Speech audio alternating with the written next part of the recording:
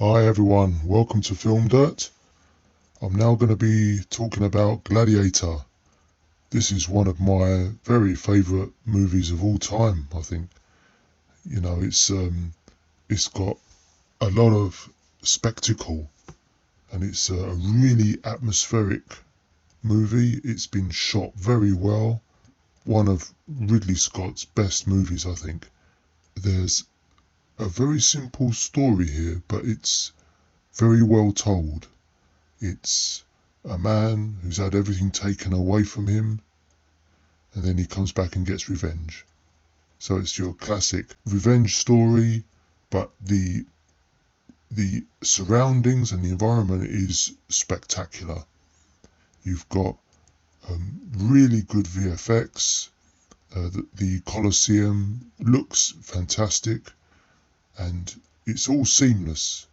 And I think at this point you could really get blue screen or green screen photography to look seamless. I think up to this point you could still tell in many movies that they're standing in front of a blue screen.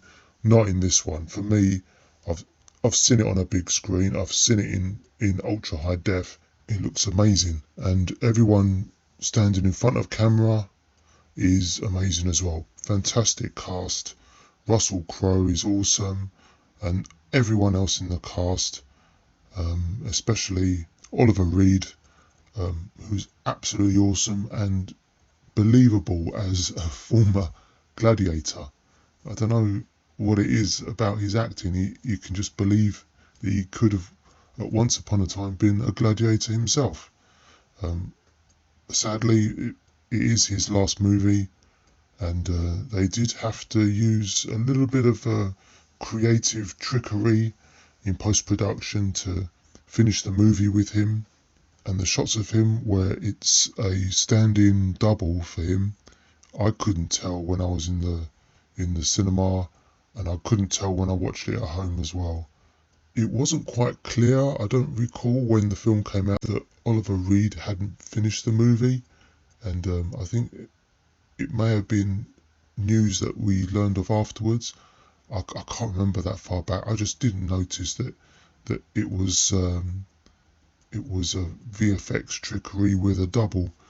It's just seamless. It's really, really top work. I mean, if you're looking for it, you'll see it, but you really can't tell. And this whole film is just lightning captured in a bottle.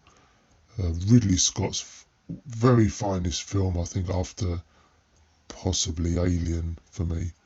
And yeah, this is an event movie back in the day. I think it's wasn't it the return of the Sword and Sandals picture, and then there was about 100 movies that came after this. There was Sword and Sandals, so-called epics. It's this movie that started it all, and fair play to everyone involved in this movie. It is really good. I've got a couple of nitpicks though, and as they say, no film is perfect, apart from RoboCop. But I'll review that film soon. It's possibly one of my favourites, and very few movies are perfect, and this one is pretty close. There's a few shots during the major battles where I don't know the name for it. It's that strobe type frame rate effect, which was used a lot in Saving Private Ryan to show newsreel type footage, and they use it in this in a few of the battle scenes. Remember the tiger fight in the Colosseum, and I think it was the Germanic battle at the beginning. And if you associate that frame rate with newsreel type footage, I think it's just out of place here in the timeline that this movie is set in. But it's a really small nitpick. I mean, I still love the battles in this. They're excellent, so you can overlook it. But it's warmed to me over time. But at the time, I found those particular shots just really stand out for me because I love Saving Private Ryan, and that's what I visually associate that technique to. But like I said, it's only a very small nitpick, and this movie is excellent. So great VFX and music. I've got to mention the music. Hans Zimmer, fantastic. This is the music where you can imagine what a Hans Zimmer soundtrack sounds like. And I did buy the album Once Upon a Time. I've still got it somewhere, and I need to dig it out. In many places in this film, the acting is awesome. Like when Russell Crowe's character Maximus sees his wife and his boy burned and hung at the farm. It's heartbreaking, and Russell Crowe sells the tragedy of it, and then the music swells. Oh, the whole lot is just fantastic. See, I can't keep talking about Gladiator without saying words like fantastic and awesome. It really is, really. It's another movie where you can cheer the good guy and boo the villain. It's old school qualities, and everyone's great in this. And Ridley Scott can take a bow. This is one of the very special movies of all time, in my opinion. And this has got to be a 5-star movie. Absolute, no question. It's just one of those where you can just sit back and be awestruck. There's very little padding, and there's very few scenes that seem a bit overly long.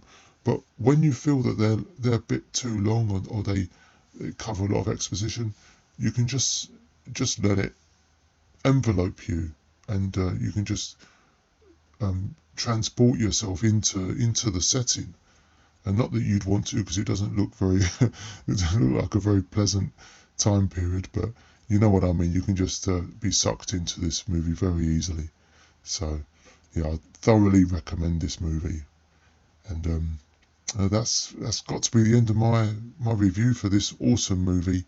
And just to finish with a little bit about myself, because this is a new channel, and just to remind you that I don't have any incentives or payments from any of the studios to give good reviews that are not totally authentic. Every review from me is absolutely 100% my opinion, and I don't even get any free tickets to any screenings, none of that. So I'll thank you again for joining me. And it's really good speaking to you about this classic movie, one of the very best.